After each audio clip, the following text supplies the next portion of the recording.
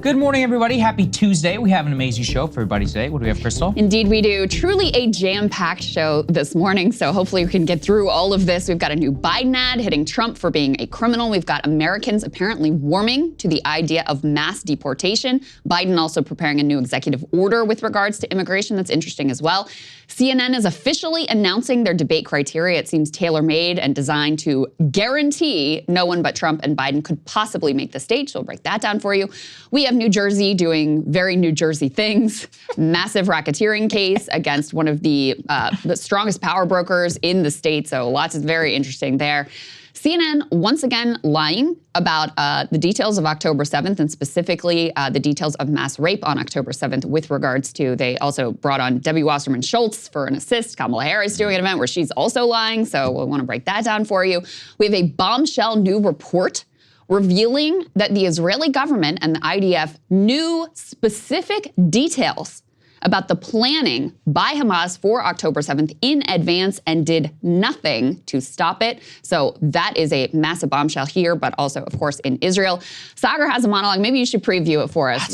It's hard. It's basically Wells Fargo made the dumbest deal of all time, and then a new minted billionaire decided to cover up said deal and portray himself as an innovator. It's an amazing story, and people are really going to enjoy it. I'm excited for this one. I'm excited to hear the details on this one, and we've also got Matt Stoller coming in to talk about his new report about how dramatically different Trump's rhetoric with regards to businesses is now versus 2016. So very excited to talk to him about that. Yes, that's right. Before we get to that, the debates are actually very soon. Can you guys even believe it? The very first CNN debate, we're going to go over some of the rigging that's involved in that with respect to RFK Jr. But nonetheless, we will be covering it live here on the show. So if you want to become a premium subscriber, you're going to be able to have some exclusive benefits and more and input on that. So breakingpoints.com for the live presidential debates, and you can join us for our coverage. But with that, let's go ahead and start with Mr. Trump. Yes, indeed. So fresh off of, we actually had those exclusive word clouds revealing that in the wake of Trump's guilty conviction, the #1 word that people are associating with him is the word criminal.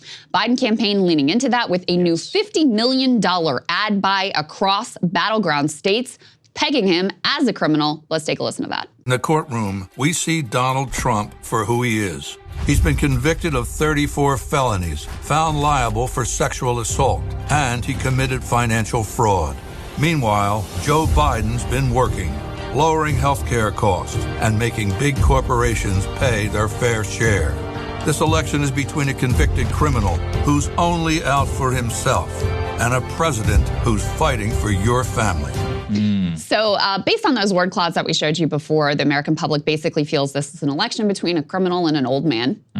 So the Biden campaign, I think, given who Joe Biden is, given that he's unwilling to actually run on like an affirmative economic agenda or anything approximating that, given that he's unwilling to change his wildly unpopular foreign policy, I think this is probably one of the stronger things for them to lean into here, Saagar, and really try to make that word criminal and Donald Trump be the #1 connection that people make in their minds. This is the 2022 redux, where 2022 we're subbing criminal in for stop the steal. What they really both, come to is this idea about what people hate the most about Trump. Clearly what we saw in our word cloud, the so-called criminal tag, getting added for his name. The convicted criminals, when they're going to be putting on billboards, there's a reason they're putting a lot of money behind this ad. I just saw, even they're putting as much as $100,000 just on News Nation. They're doing ad buys and throwing money everywhere behind this thing. And the main reason is that this is the best that they got. If you look at the so-called accomplishments about lower, it's like, yeah, okay, whatever. But it's not really about his record. It's about driving up all the negative towards Trump. And to be honest, that is the best that they have. It's abortion and quote unquote democracy. When we pair, for those who watch the show a lot, if you look at our polling yesterday, the reason that seniors are gravitating towards Biden is they like the status quo. The reason that younger voters, Black, Hispanic voters, and others are gravitating towards Trump is they don't like the status quo. So when you want to win over possibly more status quo like-minded voters who vote a lot, seniors, much higher propensity, You want to lean into the things that they care a lot about, like democracy, like trust in the justice system. You know, if you're under 40 years old, do you really trust the justice system like all that much? But if you're like 65 plus, you said this yesterday, you have a real reverence for like capital I institutions in a very different way than most people do. Yeah, and a lot of that sense that you're describing is much more based on vibes than it is 100%. reality, which we know from the fact, I want to talk to Stoller about this. I mean, there's a big reason why Wall Street is now shifting back towards Trump, getting comfortable with Trump. The reason why the Wall Street Journal editorial board has been at war with the Biden administration, especially with Lena Khan over his antitrust policies. That's been a real thorn in their side. It has, you know, undercut their ability to get gigantic bonuses every year. So there is upset in the Wall Street crowd and in the billionaire crowd about some of those policies. But, you know, Trump, of course, has, and also, by the way, it's also vibes on the Democratic side about, quote unquote, preserving democracy, since these are the people who were perfectly willing to destroy democracy in their own primaries to guarantee that Joe Biden once again ascended to the nomination in spite of the fact that a majority of the Democratic base was like, we would really like some other options. So let's just be clear about what we're talking about here. But, you know, from the Biden campaign strategic perspective, we saw some polling a little while, I don't know, a week, 2 weeks, something like that ago, that said, okay, if voters view this as a referendum on Joe Biden, forget it. He's toast. Right. It's over. If they view it as a referendum on Trump, then he wins and wins relatively easily. If they view it as a choice between the two, it's really quite close. It's a jump ball. I think it went, you know, 1 point, 2 point in either direction. And so they want to push things as much as possible in the direction of making this a referendum of Trump at best for them, or at least a choice, because then they're in the ball game. And so, you know, the other advantage this narrative has, I mean, first of all, you can't deny it. He is a convicted criminal at this point, so it has the benefit of matching with reality. But negative attack ads always work best when there's something that a average viewer is inclined to believe. And that's the other thing we've seen about Trump.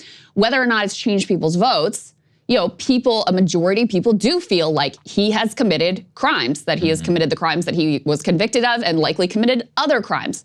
So it's a tag that fits. And I do think the more that they can apply that label, it probably does inure some to their benefit. And, you know, so that makes the argument that some of what's going on in the, you know, with the trial and the guilty verdict could have an impact on the election. It was not the total upending game changer that Democrats may have hoped, but we do have some indications that this is an issue for independents and could shift them towards Joe Biden. We put this up on the screen.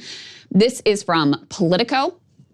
So you have 21% of independents saying that Trump's conviction does matter to their vote. All right, that's not nothing. Again, I think people are kind of bad at really breaking down what matters to their vote, but you've got a good number of independents here saying that this is an issue for them. Let's put the next one up on the screen. You have less than half of respondents believing that Trump was prosecuted to help Biden. So it's not a majority position. That being said, you have, 43% is not nothing that does think that the prosecution was directly political and directly motivated to try to help Joe Biden. And then just another interesting note here, which is not really directly related to the campaign, at least not yet, but let's put this next piece up on the screen. Of the various pieces of the legal system, the entity that people have the least faith in is Supreme Court justices. Noteworthy, though, in the context of the Trump guilty verdict, the entity or the group that they have the most trust in is citizens serving on juries. So the fact that a jury of his peers found him guilty, I guess, isn't nothing. You've got a majority, people 54%, saying that they have a great deal or a fair amount of trust in citizens serving on juries. So there you go in terms of how what people are making of the trial. I don't know how I feel about that one. I'll just put that aside. Having served on a jury, I think it's fair. Krystal, maybe I would trust you. It depends on the county. Depends on the state. My hometown, College Station, I don't know. Mine was in Manhattan. Yeah. Manhattan. But you were federal, grand right? jury. Yeah. No, it was local. Okay. It was local Manhattan grand jury, and people by and large took it very seriously. So. All right. Well, maybe my bias is too colored here, and this has nothing to do with Trump. I've long been very skeptical, I guess I would say, of what's going on. I think what we can see from here is we would have been stupid to say it was going to have no impact. However, I still think it is relatively marginal. That said, if it is marginal, it's going to be marginal in the Biden direction. And we shouldn't dismiss it because this is the marginal election. If we look at the 538 polling average, you have the projection of Trump winning 50 out of 100 times and Biden winning 49 out of 100 times. That's as close as to a toss-up as you can possibly get. Donald Trump only lost the election by some 150,000 votes across 3 separate states. Yesterday, I was doing a little bit of playing on the 270 to win website. I mean, we really need to internalize this. Donald Trump can flip Nevada, he can win Georgia, and he can win Arizona. But if he loses Wisconsin, Michigan, and Pennsylvania, he will lose to Joe Biden, who will get 270 electoral votes to his 269. I mean, that's it. That's all it could be a race towards. So we could be talking about the margins of tens of thousands of votes, or it could be like the year 2000, and we could be a couple thousand votes in some hanging Chad nonsense, rules, who actually gets to take the White House. So let's not dismiss the marginal in this respect. But, I do still think electorally, the ones that they really had going for them, the January 6th case and the Georgia ones, those, because they're going to be after the election, at least from what we can tell at this point, what they were really hoping for has not materialized. Yeah, that's certainly the case. Right. Let's go ahead and put this next piece up on the screen from the Washington Post. We had an interesting report here. It had a lot of great quotes from voters. I'll read you one or two of these, but it's also interesting because, we tend to have this, and you can just leave this up on the screen while I'm talking. We tend to have this idea in the modern political era that basically everyone is locked in. D or R, hard partisan divide, negative partisanship too, we're just voting against the other side. There are very few swing voters, et cetera. And this indicates that's not really the case. You've got 61% of voters who are not saying that they're definitely Biden, who are not saying that they're definitely Trump. They are truly still weighing their options. Now, this would include people who say they're likely Biden, likely Trump, they're leaning one way or another, but they're not yet willing to say, I am 100% riding with Biden or I'm 100% on the Trump train. And I think that's really noteworthy. Into that mix, we could put the next piece up on the screen. They have this broken down. You've got among sporadic voters, 18 to 25, that's 8%, voted in 2016 or 2020, not both. You've got 24%. So, you've got a mix of types of voters that fall into this category. Among uncommitted voters, so if you break this down, okay, well, who are they leaning towards? Probably Biden is 13%, other is 17%, probably Trump is 15%, so it's relatively mixed there as well. So I guess this is all just a long way of saying that, this thing's very much up in the air. As we discussed in yesterday's show, you have a lot of people who just are really unhappy with both candidates, don't feel like they have a lot of great options, are, reluctant to kind of commit because they just don't feel excited or happy about the choices that they have. They interview this one woman, Riki Denning. She says by her own account, she's torn up about the November election. She's almost certain she'll cast a ballot, but just might leave the presidential line blank. She says, I just hate both of the candidates, and there's no third-party candidate that stands a chance. This is a 26-year-old resident of Las Vegas, obviously Nevada, key swing state where Trump seems to have made up a lot of ground. He lost the state last time. Appears to be in the lead there by some polls, significant margin at this point.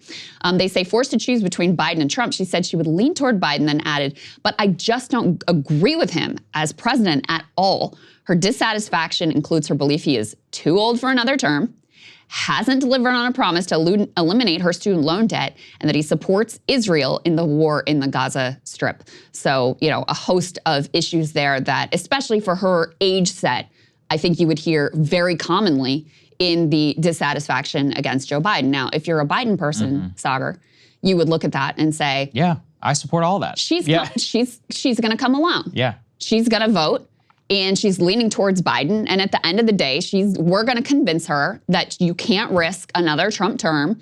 She's aware that none of the third-party candidates have a real chance, and so this is the type of person we are going to be able to persuade, and that's why the polls right now don't really reflect our ultimate strength in November. And listen, they may be right. If I had to bet, who would you bet that this person ultimately ends up voting for? Yeah, I mean, I don't want to be rude, but it's like, lady, you're probably going to vote for Biden, and that's why it's one of those where this is the difficulty of the system, really, that we live in. But some of the other data about who the quote quote-unquote deciders are more likely to be black or Hispanic than non-deciders. 1/3 of deciders are non-white compared to about 1/5 of other voters. Deciders are more likely than non-deciders to live in urban areas and are more likely to have no religion. So this really is like the new secular America. These are people who are probably predominantly working class, just based on a purview, like a quick look at their demographic. And that kind of tracks and makes sense to me. I mean, these are the people who Trump in general was able to activate, or increasingly is bringing some people over to his side who traditionally never would have voted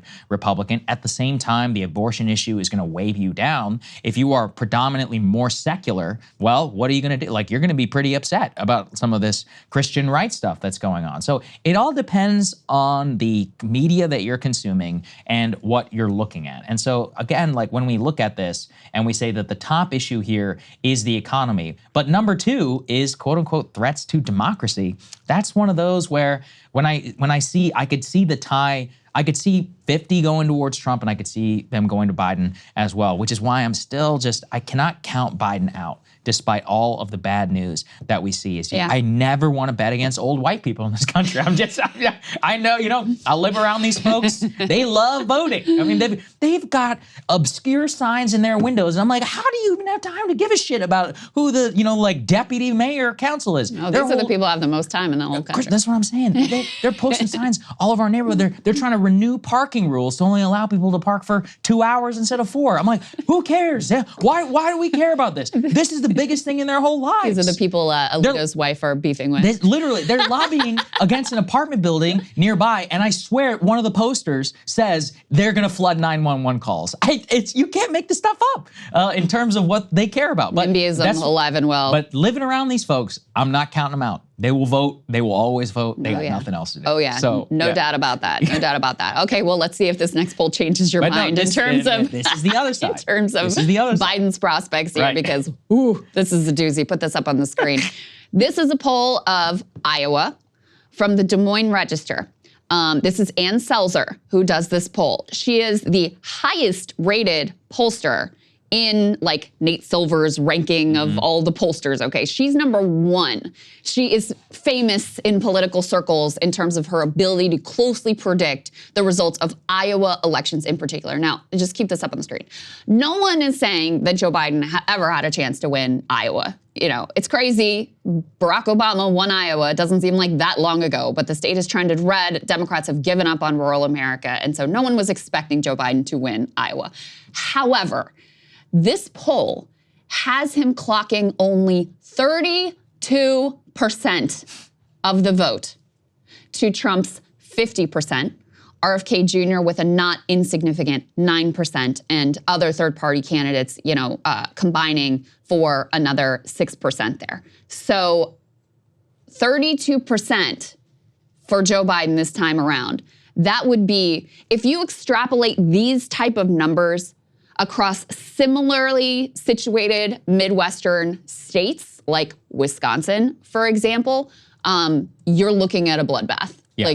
So the fact that some of the best pollsters, like Ann Selzer, like New York Times is considered a very highly rated pollster as well, the fact that some of the best pollsters are coming out with some of the worst results for Joe Biden, not a great sign for him, Saagar. Yeah, look, and that's the other side of the coin. That's why I also can't count out Trump in this race. I'm looking at this Des Moines Register poll, the highest quality poll allegedly in the entire nation. You take this and Trump is going to win Wisconsin by 5 points, which is an insane position. So we are either in a place where the highest quality pollster in the U.S. is totally wrong, and there's going to be some, or there's some huge shift between now and then, Black Swan event or massive, shift in between now, or Trump is going to win. And it's like, I don't know. That said, we've seen enough craziness just here at the desk that you can't count it out. Yeah. Well, so just to give people a sense of how dramatic this is, last time Trump won the state, okay, but it was 53-45. Right, exactly. 53-45. So an 8-point margin versus this was 50, what did I say, 32? I mean, 20. If we've seen that kind of a shift in these intervening years, even in a state that isn't really in play, it's over. It's over. I mean, if this poll remains, if it's accurate, all of that, this is dire. And keep in mind, too, I mean, listen, Iowa is a state filled with old white people. Like, this is the place where he was supposedly, this is the demographic among which he was supposedly gaining ground, where they're kind of betting the farm at this point to, you know, do better with seniors than they did last time around, actually win the senior vote, first time in modern history, et cetera, et cetera.